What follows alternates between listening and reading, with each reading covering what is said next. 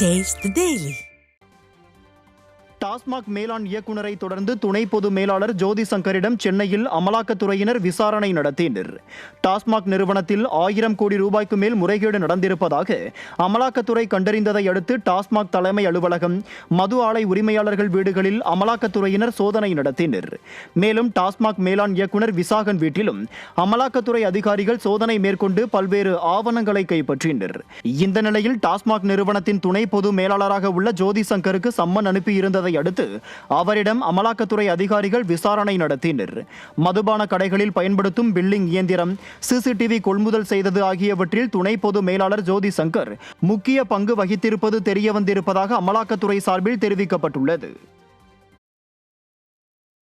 சென்னை தரமணியில் தார் சாலை உள்வாங்கி ஒரு காரே உள்ளே கவிழ்ந்த நிலையில் கள்ளக்குறிச்சி மாவட்டம் ரிஷிவந்தியம் அருகே திறப்பு விழா காண்பதற்கு முன்பு புதிதாக அமைக்கப்பட்ட மேம்பாலத்தின் இணைப்பு சாலை உள்வாங்கி திமுக ஆட்சியின் அவலத்திற்கு சாட்சியாகி உள்ளது. பள்ளவங்கூர் மொகலார் கிராமத்தை இணைக்கும் மேம்பாலம் பணி முடிவுற்று திறப்பு விழா காண வேண்டிய நிலையை எட்டியுள்ளது. இந்த நிலையில் மேம்பாலத்திற்கு அமைக்கப்பட்ட புதிய இணைப்பு சாலையானது 2 நாள் மழைக்கே திடீரென உள்வாங்கியது. இதை கண்ட பொதுமக்கள் திமுக ஆட்சியில் தலைவிரித்தாடும் லஞ்சத்திற்கு தரமற்ற முறையில் அமைக்கப்பட்டுள்ள இந்த தார் சாலையே சாட்சி என குற்றம் சாட்டுகின்றனர்.